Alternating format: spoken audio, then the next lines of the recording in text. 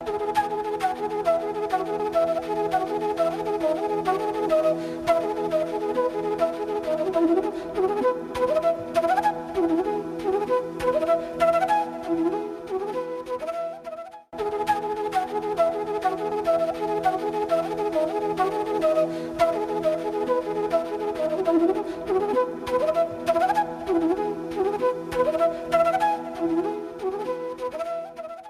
as you know, from today we have organized series of lectures on educational psychology. We will try to understand educational psychology as a tool of effective teaching. Our goal would be to identify the goals of educational psychology, describe challenges associated with the craft of teaching, and also other component of educational psychology. And for discussion on this very topic, we have in studio Dr. M.P. Gupta. He is a renowned educationist. He has experience of teaching about 30 years and has held different positions in teachers training colleges and has educated various teachers and given a direction how to teach a group of students and teachers.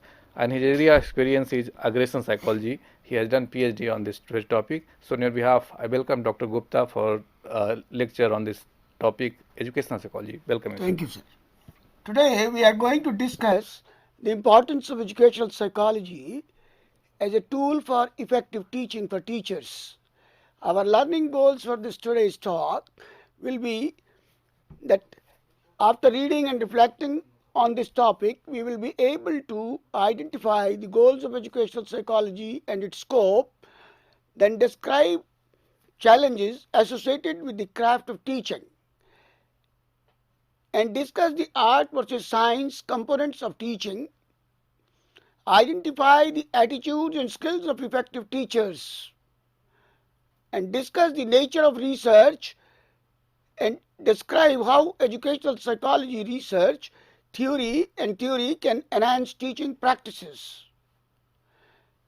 And the components of research in educational psychology we will discuss: theory and practice, research challenges, why research is important, the nature of research, the scientific research and teaching program evaluation, action research, and the teacher as researcher.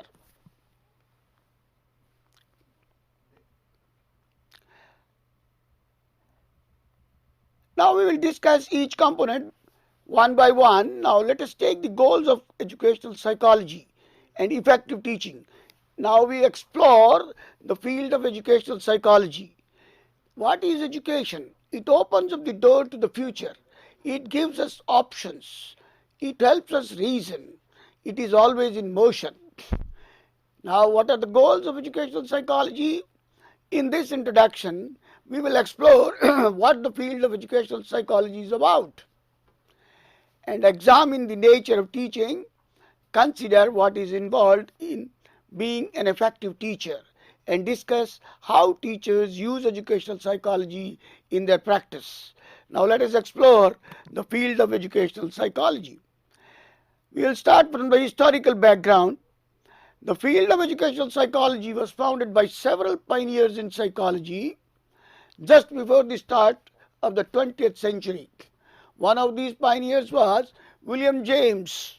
Soon after launching the first psychology textbook, Principles of Psychology, he gave a series of lectures called Talks on Teachers, in which he discussed the application of psychology to educating the children. James argued that laboratory psychology experiments often cannot tell how to effectively teach children. So then he argued the importance of observing, teaching and learning in classrooms for improving education. One of his recommendations was to start lessons at a point just beyond the child's level. Why? Because he was of the opinion that knowledge and understanding, in order to stretch the child's mind to a certain extent, whatever he knows, he should be able to know better. The second major figure in shaping the field of educational psychology was John Dewey, who became driving force in the practical application of psychology. Dewey established the first major educational psychology laboratory in the United States at the University of Chicago in 1899 94. We owe many important ideas to John Dewey. First, we owe to him the view of the child as an active learner. That was very important. Before that, before John Dewey, it was believed that children should sit quietly in the class, in their seats, and passively learn in a rote manner. But in contrast to that earlier ideas, Dewey, in contrast, believed that the children to learn the best by doing. Second, we owe to Dewey the idea that education should focus on that the children should not be narrowly educated in academic topics, but should learn how to think and adapt to the world outside the school. He especially taught that children should learn how to be reflective problem solvers. Thirdly, we owe to Dewey the belief that all children deserve to have a competent education. The democratic ideal was not in place that education was reserved for a small portion of children. No, many of whom were boys from wealthy families. But Dewey was one of the influential psychologists, educator who pushed for a competent education for all children, girls or boys, as well as children from other socioeconomic backgrounds. Another pioneer was Thorndike. 1874-1949, he propagated and emphasized on assessment and measurement and promoted the scientific underpinnings of learning. Thorndike argued one of schooling's most important tasks is to hone children's reasoning skills, which was very important. The child should know and he should excel at doing exacting scientific studies of teaching and learning. Thorndike specially promoted the idea that educational psychology must have a scientific base and it should focus strongly on measurement. So there was a debate whether educational psychology is art or science. So it's a branch of psychology that specializes in understanding, teaching and learning in educational setting, both science and practice. The debate, it proved that how much of teaching can be based on science versus how much it is in art. So as a science, educational psychology aim is to provide with the research knowledge that we can use effectively and apply teaching situations. But scientific knowledge alone cannot inform you about all the teaching situations that you will encounter. And this is where educational psychology is an art. You will need to make some important decisions, judgments in the classroom based on personal skills and experiences. Judgments in the classroom based on personal skills as well as the accumulated wisdom of other teachers. As we see next, those judgments often take place in a classroom that is complex and fast-paced. Now we have to understand what is effective teaching. One reality of teaching is that many events occur simultaneously and at a rapid fire succession events happen quickly. Now the world is going so fast and all the changes are becoming so fast at a rapid pace, and it is difficult to predict what effect any one action by the teacher will have on any particular student. Often teachers must make quick decisions that have uncertain outcomes. The complexities of classroom do not allow effective teachers to follow a one-size-fits-all approach to teaching. Teachers must master a variety of perspectives and strategies and be flexible in their application. Before we discuss these needs, however, we need to consider some social and ethical matters. What are those? Teaching involves social and ethical matters. What are those social and ethical matters in the school setup? Let us consider one by one. Schools are setting in which considerable socialization takes place. The social and ethical dimensions of teaching include the question of educational equity. When teachers make decisions about routine matters such as which students to call on, how to call on them, what kind of assignment to make, how to group students for instructions, they can create advantages for some students and disadvantages for the other. In some cases, one might unintentionally and unconsciously perpetuate injustice towards some students of a particular background. So this was a big problem in a setup where a number of mosaic of students, these mean different kinds of students are encountered in our day-to-day teaching classrooms. Your classroom will be filled with students who differ in many ways, such as intellectual ability, different personality profiles, of different interests, varying motivations to learn, and different family, economic, religious, and cultural backgrounds. How can you effectively teach this incredible mosaic of students? You will want to reach all of your students and teach them in individualized ways that effectively meet their learning needs. Students' vast individual variations and diversity increase the classroom complexity and contribute to the challenge of teaching. This diversity is spatially, ethnic, racial, linguistics, cultural backgrounds are quite different.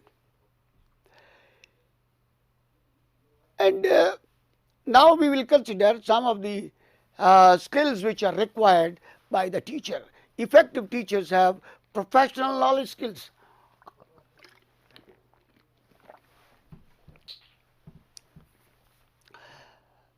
Professional knowledge and skills, effective teachers have a good command of their subject matter and a solid core of teaching skills.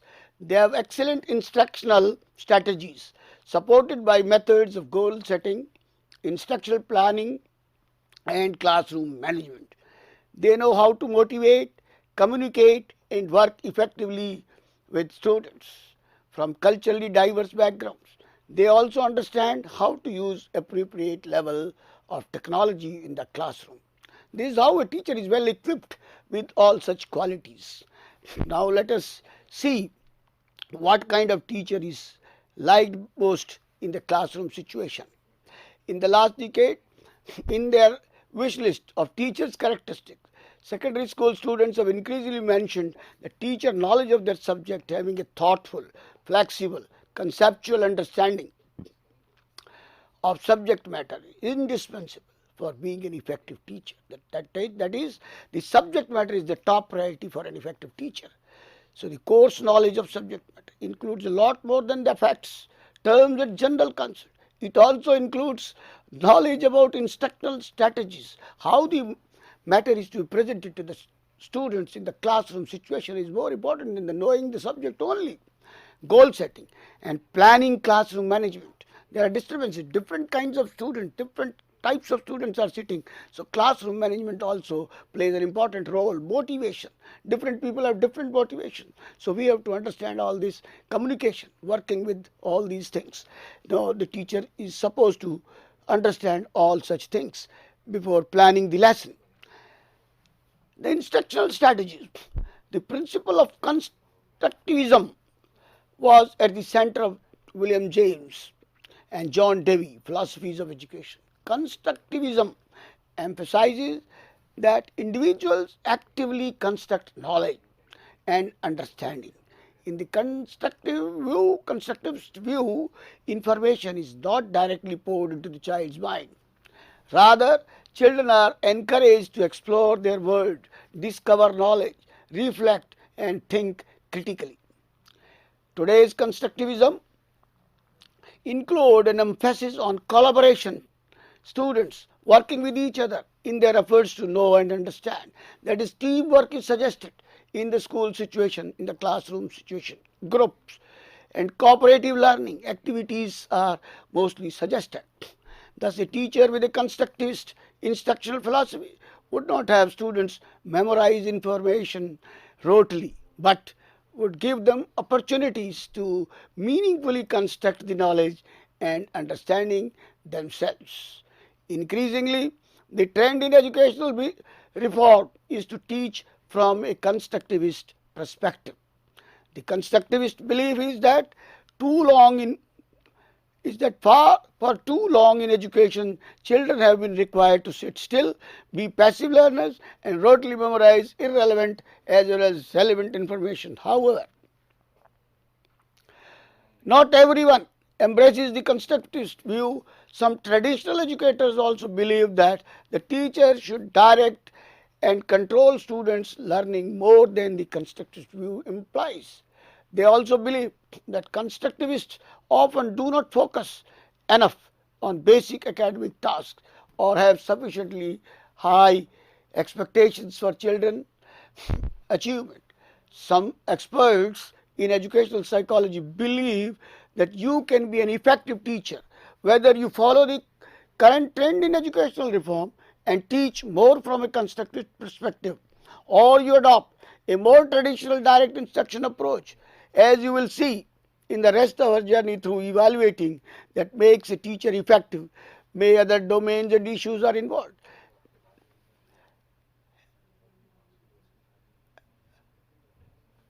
Effective teachers do not just go to the classroom and wing it. They set high goals for their effective teaching and develop organized plans for reaching those goals. They also develop their teaching and organized plans for reaching those goals. They also develop specific criteria for success. They spend considerable time in instructional planning, organizing their lessons to maximize students' learning. As they plan, effective teachers reflect and think about how they make learning both challenging and interesting. The teachers, in one way or the other, have to make whatever approach he follows in the classroom has to be in the interest of the students to maximize students' learning and understanding. Classroom management skills. An important aspect of being an effective teacher is being able to keep the class as a whole working together, oriented towards classroom tasks. Effective teachers establish and maintain an environment in which learning can occur. So the environment is very important to be set in the classroom setup so that all the students are attentive in the lesson which the teacher is delivering to them. Effective teachers have good strategies for helping students become self-motivated to learn. That is the intrinsic motivation. Nothing from outside, but it should be from their within that the learning they want to learn effectively and listen effectively. That type of approach is very important. Then one of the most important thing, communication, indispensable to teaching, are skills in speaking, listening, overcoming barriers to verbal communication, turning into students non-verbal communication, and constructively resolving conflicts. Communication skills are critical, not only in teaching students, but also in interacting effectively with parents. Teachers use good communication skills when they talk with students, not to students. That is, the teacher should talk with students. They should be active participant in when they are talking to each other, not talking to the students or the parents and administrators and others. Keep criticism at a minimum. This is very important in communicating things. Keep criticism at a minimum and have an assertive rather than aggressive, manipulative or passive communication style. It should be an inviting style that they should feel proud to talk to with the teacher. Then the teacher must have technological skills. Technology itself does not necessarily improve students' ability to learn. Technology, however, does alter the environment within learning takes place. Technology is important, but not the end. It can be used by the teachers as a tool. So we are to be committed, the teachers community as a whole are to be committed for their service for the students, caring concern for the students. They really want to be with the students and are dedicated to helping them learn. All efforts of the teacher are in the interest of the students and dedication to the students and the attitude of helping them learn. Effective teachers do what they have to do to engage students in learning. They have to apply whatever mind it is required, whatever techniques and strategies are required, so that they engage students in learning. If it means spending extra time or resources, although effective teachers are caring, they keep their role as a teacher distinct from students' role. Finally, besides having a caring concern for their students, effective teachers look for ways to help their students consider each other's feelings and care about each other. So all this, the commitment is also an important part. Education is a lifelong thing, so professional growth of the teachers are important. How they can grow professionally is very important. There are certain ways of growing professionally. Effective teachers develop a positive identity, seek advice from experienced teachers, maintain their own learning, and build up good resources and supports. Seek advice from competent, experienced teachers can be an especially valuable resource for beginning teachers and for other experienced teachers as well. Increasingly, teachers engage in collaborative consultation, in which people with diverse areas of expertise interact to promote competent instruction. And a number of research studies have compared beginning teachers and experienced teachers. Two things. In general, experienced teachers are more likely than beginning teachers to have confidence in their decision making and problem solving strategies, have expertise in managing their classroom. That means experienced teachers have more expertise in managing their classroom, so their advice is also required whenever any problem in the classroom situation takes place by the beginning teachers. So it is a continuing process, lifelong process to learn and grow.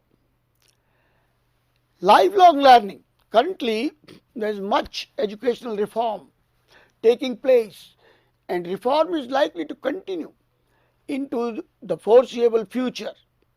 It is an exciting time to become a teacher because of many new developments.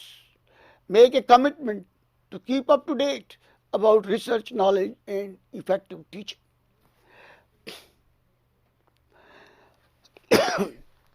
It means whatever we have discussed so far, the uses and the competencies of the effective teachers, so research also plays an important role. So we should know various parameters, how can we explore research, why it is important, and how can we conduct research in a professional way or in the classroom situation, what we call action research. Now let us consider those parameters, how research in educational psychology is important.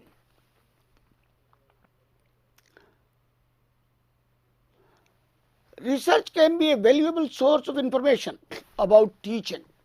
We will explore the nature of research, its importance to teaching, and how you can see research to improve your classroom practices. Why research is important as to be understood. Sometimes it is said that experience is the most important teacher. You own experiences, and those experiences that other teachers, administrators, and experts share with you will make you a better teacher. Research can also make you a better teacher then it is appropriately translated into classroom practice.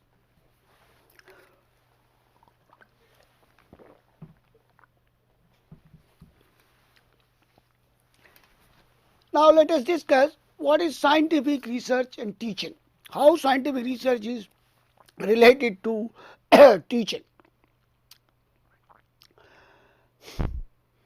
Some people have difficulty thinking of educational psychology as being a science in the same way that physics or biology is a science.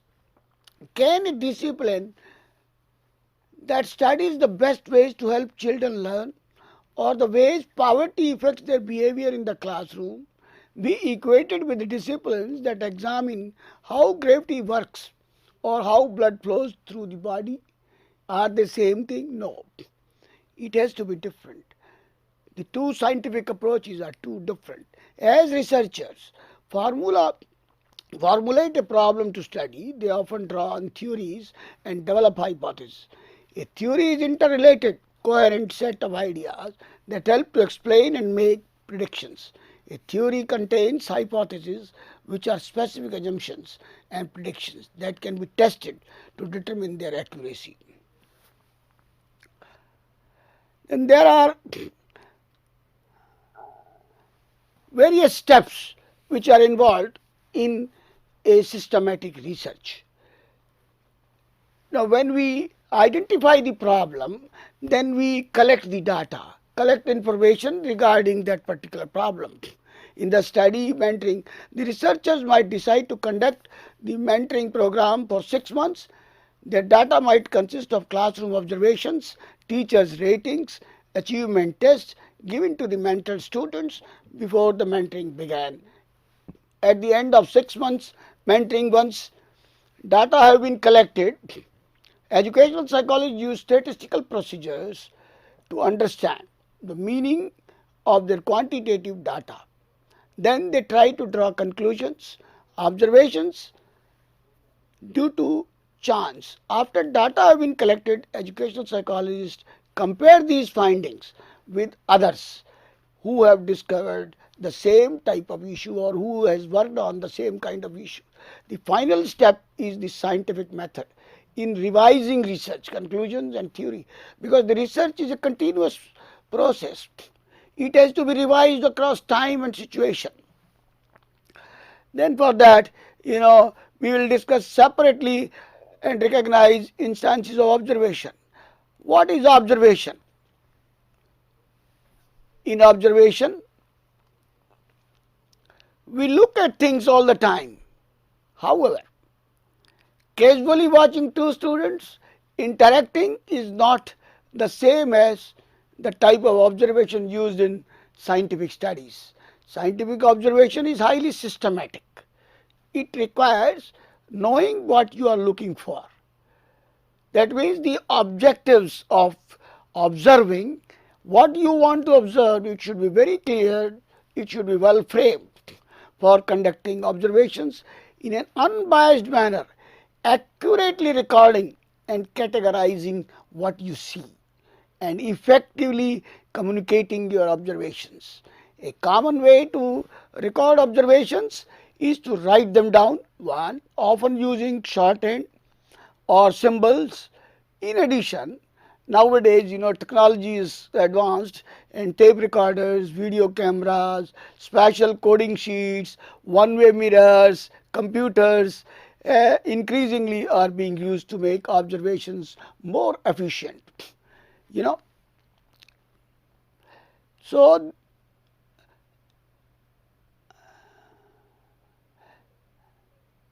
we have interviews and questionnaires.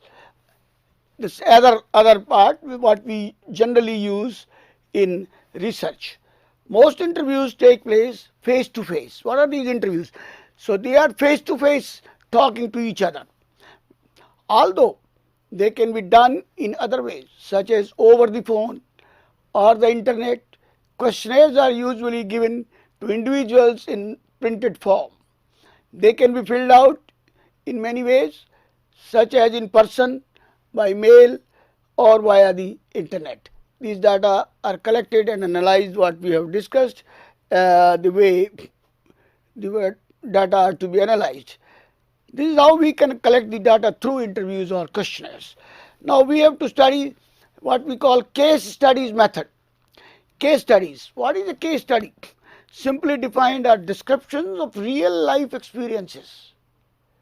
Case study is real life, whatever has happened in the life of the child or the person under study. that illustrate important concepts and issues in the field of study. In other words, a case study is an in-depth examination of an individual or situation. A case study presents a unique method for combining theory and practice in a problem-solving framework. Then we come to, we have to conduct so many type of researches for cultural background and for the geographical backgrounds and in specific area specific problems, what we call them ethnographic research and ethnographic research. The researcher focuses on the social and cultural construction of meaning within specific groups of communities. Ethnographers use close observation and investigation as a means of revealing common cultural understanding related to a particular phenomena associated with a specific group or community, including work group, leisure group, professional group, or groups defined by geography, ethnicity, or culture. After we have collected the data and analyzed everything, we evaluate the whole program and see what is the result of it and what is the effect of it. In discussing research methods, we have referred mainly to methods that are used to improve our knowledge and understanding of general educational practices. The same methods also can be applied to research whose aim is more specific, such as determining how well a particular educational strategy or program is working in a school setup. This is more narrowly targeted. Work often includes program evaluation, research, action research, and the teacher as researcher. How it has to be, focus, classroom or school problem, improve teaching and other educational strategies, or make a decision at a specific location.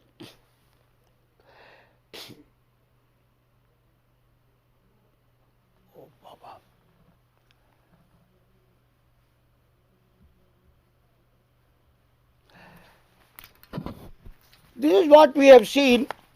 You see,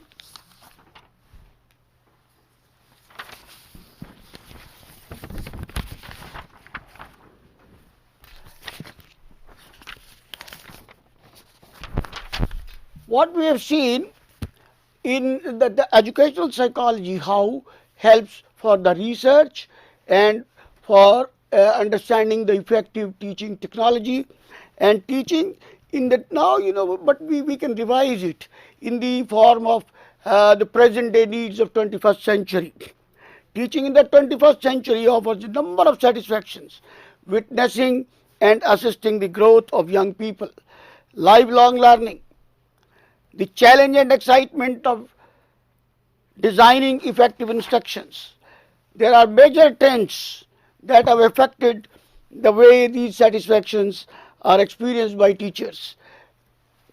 As what we have studied, the increased diversity of students, the spread of instructional technology in schools and classrooms, increased expectations for accountability in education. This is very important.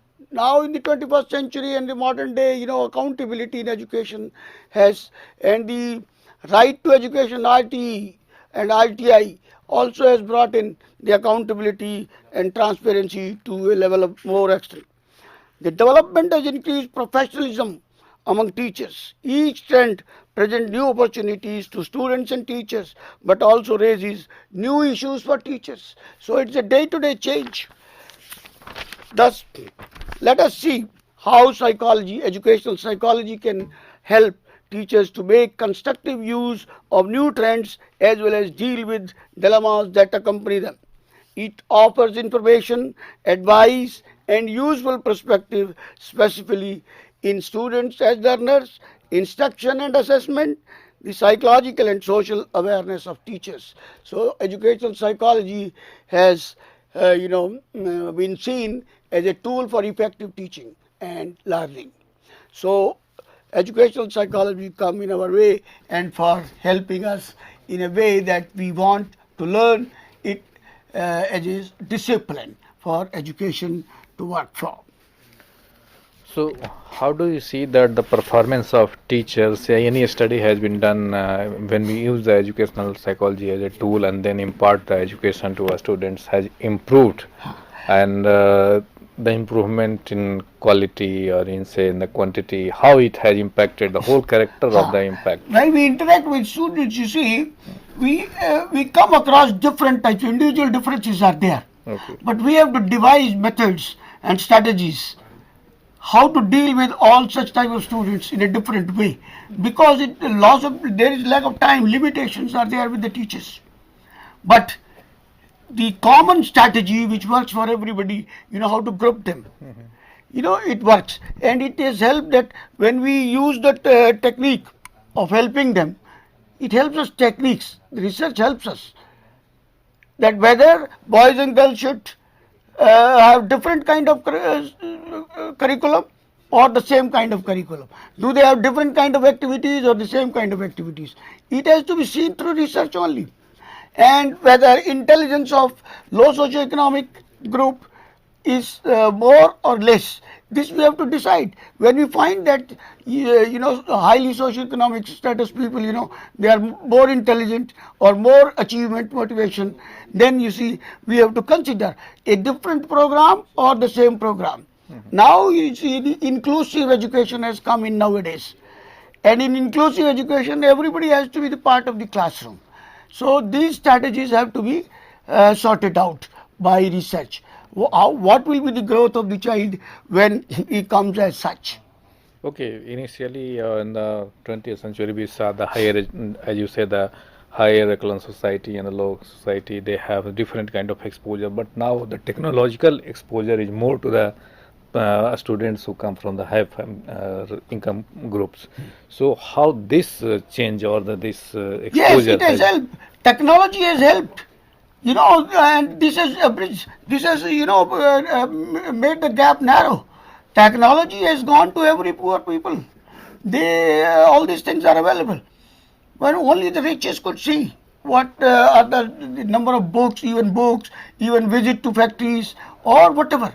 All information is available on the internet. So technology helps in bringing the equity in opportunities. Which was previously supposed to a few. Which was previously available only to a few. Okay. Now it is available. So it is of great help. There was a time when people could not even purchase books. Now many books are available on the internet site. Okay. So use of computers and internet has become necessary as a part of the teacher strategy and as an effective teaching quality skill. Technological skill has become imperative, important, which otherwise was not. Okay, in this scenario, how do you see the reading skills could be improved by the students so that the reading reading habit is nowadays is vanishing somewhat, we can say. What is happening actually, if we are making misuse of anything, this is a tool. This does not give you everything what we require. And internet is not available 24 hours. Books are available 24 hours with you. So reading is a must. Without reading, even on internet you have to read. Okay. People feel that you can get it on the internet, everything you like. Internet does not create things on its own. It is to be, put into the input has to be there. Where from the input come? Until you think by reading. Okay, reading gives you ideas. Yes, when you read slowly, assimilate ideas, then it makes you thinking a lot. This computer and technology does not. It stops. And we want thinkers. We don't want imitators. Okay. That is important in education. What, in your view, a thinker of 21st century? Oh yes, we can best use of technology to improve our things. Whatever time was, to be taken earlier in gathering information, that time is reduced. We can work more. When these facilities are improved, naturally we have the potential to work more and more and work hard. Okay, so faster access to the information, Huh. but uh, to make it the concrete use, Huh. we need a kind of thinking. So how can make the thinking process in right practice and put into the action so that the action is in desired direction, so that Huh. bring a changes and Very growth. good. That is very important. Nowadays, schools are full of uh, some strategies are being planned in the schools for higher order thinkings, what we call HOTS. Now there are problems given to the students. Okay. When they start solving problems, they have to think. There was a concept of MCQ, multiple choice questions, where only 4 options were there and they have to choose the one. But if they remember, then they will do it. But now there are some questions placed in the evaluation process where thinking is required. For example, if I ask you a question, make a mathematics question whose answer is your name. Whose answer is your name? Huh? Whose answer is your name? People, they will stop copying because this question is not there. Your name, whose answer is already given. So you have to make the question. Okay. This is another way. That means it makes you to think. Okay. So you have to plan the strategy as per requirement. That is why this educational psychology is a tool for effective teaching. We have to make things the way we need it as per the time. Okay. Earlier everything was rote memorized. Now things are not rote memorized. So far as information is needed, it is everywhere with you in your pocket. Okay. Why to rote memorize and things keep just for information and data? Have something which can solve your problems, which you need something to create new ideas. Okay. So the curriculum is planned in that way. Okay. How imagination and thinking shape the can shape the student? Thinking can be taught. This way you can think, make a strategy. But imagination is not like that. Very true. Imagination is a part of intuition, you see, intuitive behavior. When you go on thinking, when you solve a problem, you imagine things. You have different, aspects of the things. When all those different aspects of things, when you think, that is from your imagination, intuitive ideas. When you put them to test, then you feel that yes, what you imagined. What is source of That source is the thinking mind. Okay. What you know actually has to be translated into action. We have a different concept, different notion in our mind. Suppose we organize a peace poster contest with the students in the classroom and give a topic. Imagine peace. All the students will have different ideas of peace. Imaginary ideas, how peace can be generated. The process has to be initiated with the students by giving them problems to solve. Decision making, problem solving, strategies have to be applied and given opportunity to the students to get into that situation so that they can imagine. Fantasy, storytelling, it has to be developed. They have to link to things, so many things. Until unless there is imagination or fantasy, nothing new idea cannot be tested. Okay. All ideas come through imagination and intuition. Two things which I have observed. One, some are good at writing a story. They can write like anything. Oh yes. But when it comes to speaking or storytelling, they fail to do so. On the other hand, some are very good at telling the story, but when it comes to write it down a story, they fail. Why this difference, and how one can overcome this problem? You see, there is nothing like why for this because all individuals are different. Their capacities, capabilities, their interests, motivated factors. There are 100 things which play into this. Everybody cannot be writer, everybody cannot be a good speaker, everybody cannot be a good writer because of the individual differences in them. Okay. So if you really want that somebody, I want to be a writer, I can get training. Through training, I can improve whatever is inside me. Improvement is possible. Okay.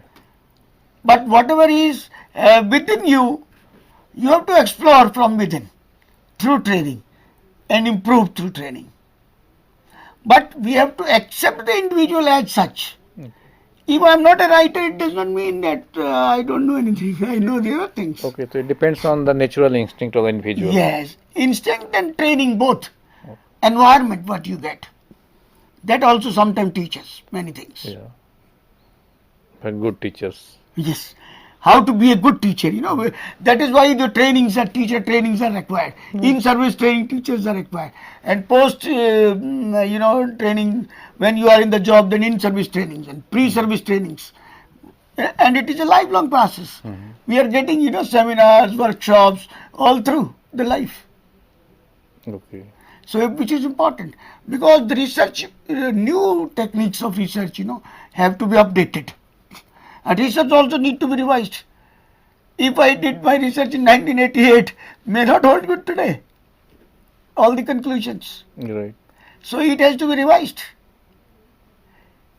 And opportunity to other writers also and authors, the researchers have to be given.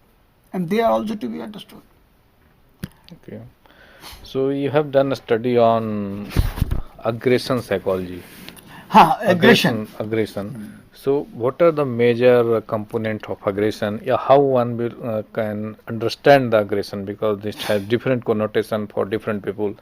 There's some of them unduly behave here. Some one term as aggression. Somebody say in different. So, first thing I'd like to know the how will you exactly aggression could be explained, and second, how one can observe the aggression behavior in adolescence or the child and try to modify it or try to control it. Very good. This is a good question, on which I can talk to you. You see, what is aggression actually? Intention, as in law also, intent to harm others. Okay. That's what we define it, aggression. And optimum level of anything is important. If you go beyond an optimum level, suppose you are shouting over somebody, if you are hurting the feelings of somebody, if you are inciting physical injury, that means you are harming in any way or one way or the other. The tolerance also is limited. So within the tolerance limit, it is an average aggression, which is there in animals. This is an animal instinct. Okay. So it is there. So that can be tolerated even in the classroom situation. But when it comes to, it's a matter of degree. When it goes up, then it goes to above average. There are various tests meant for it. We can test them in the laboratory or through various techniques of research, that how aggression, whether it is more aggressive or less aggressive or under, then it can be related. Then if we find that the children are more aggressive here in a particular atmosphere, environment, we study why are they so. Suppose in a school, there is a lot of furniture is broken by the students. Then we have to study what are the causes. Then what we find that there is no activity going on in the school. The children are not allowed to play. So the concept which comes out of reducing the aggression is that the aggression which is naturally present has to be channelized through various methods, whether it is games, whether it is activities, whether it is projects or anything of that kind has to be given to the adults, because they have tremendous energy to spend and use in their day-to-day life. That is very important. So there are possibility to turn aggressor into a creativity. Oh yes, creativity and channelizing their energy. By channelizing their energy, we have to give them opportunity to going into that direction rather than in that way. Okay. So what are those channels? Few channels so that one can try to You see, nowadays, it has been, I have seen many aggressive students going in sports, going in theater. They give them responsibilities to handle things. When they are responsible, then they'll take care of others also rather than hitting, because they will not cooperate. The sense of cooperation. Okay. Adjustment, because the team leader has to take work from everybody, so they have to be made team leaders. They have to be given responsibilities. So that way, if we ignore them, naturally they will disturb. Okay. So they have to be recognized, their talent and good things. Their strengths have to be recognized, Okay. and ignoring the weaknesses. Mhm. That is very important in the classroom strategy. Okay. Psychological tools are available for testing such things. Yes, psychological tools are there where we can test, and teachers' observation also. Okay. That works sometimes, because if professionally tools may not be used by the day-to-day classroom teacher. Okay. So this is for the educational program. How can we use these kind of tools to troubled regions, a troubled zone like some of the area of the country are with terror sentiments, some of the Naxals, violence, and etc. So we can apply such tools also to studying those things or not. Oh yes, these tools are to be used by professional counselors either, or psychologists, or the trained teachers. If they are made, they are given training to use those tools and interpret those tools, because sometimes before you know the abnormality, you should know the norms also. In a particular setup, the norms have to be seen. Okay. In a particular group of people, in a situation, if the norms are not laid down, if they are following the general standard norms, sometimes may not work. Okay. So only expert and specialized persons have to be consulted. Only, and the first thing is to set the boundary and norms. Yes. Where you have to apply because norms in America are different than in India. Right. Say, for example, dating and teasing. This is a normal thing in America. But in India, it is not followed. Okay. So first set the norms, set the terms and condition, and then apply. Then we can have a good result. Yes. Then only we can use them as such. Okay. Those tools can be made useful, and activities accordingly as per the availability of those activities in the setup. Okay. So the aggressions definitions, or we can learning definitions, also differs different region for different. If we going to check the learning capacity of the rural area, that is different from the urban area where the exposure. Some of the aspects, say for example, in my research, whatever risk-taking capacity in the urban setup is more than the rural areas. So the same IQ level cannot be, IQ norms can't be applied. Yes. Say for example, in the rural setup, the rural people, they are less risk-taking than the urban people, because they are living in such an environment. Right. They can take risk of going to the people, and the rural people normally do not take risk. They need always help. So for that we need different kind of questionnaire, and that need to be a standard different. Yes, those standards have to be seen, and norms have to be set up. Okay, and administration is also different. Administration also, because if you really want to improve, those things which come to mind. Say for example, the rural areas, they are less risk takers. So the programs, the government help has to be given, or anybody's help can be given, so that they are not afraid of things. Okay. They can take risk if they want to set up an industry. Nowadays, under the youth program, government is helping. Right. So that kind of situation has to be seen. Okay. How can we help them to improve and their risk-taking capacity? Because yes, so that can be seen through all these tests. Okay. So well, friends, with this we'd like to conclude the lecture. This was very useful for us. Introductory educational psychology. There are other dimensions of educational psychology we will see in coming lectures, and we'll also learn to know how we can use best of it and for better perspectives. So with this, we thank all of you for watching the lecture. On our behalf, I thank Dr. M.P. Gupta for giving such an insightful lecture on this very topic, educational psychology. Thank you very much. Thank you, sir. Thank you, all of you.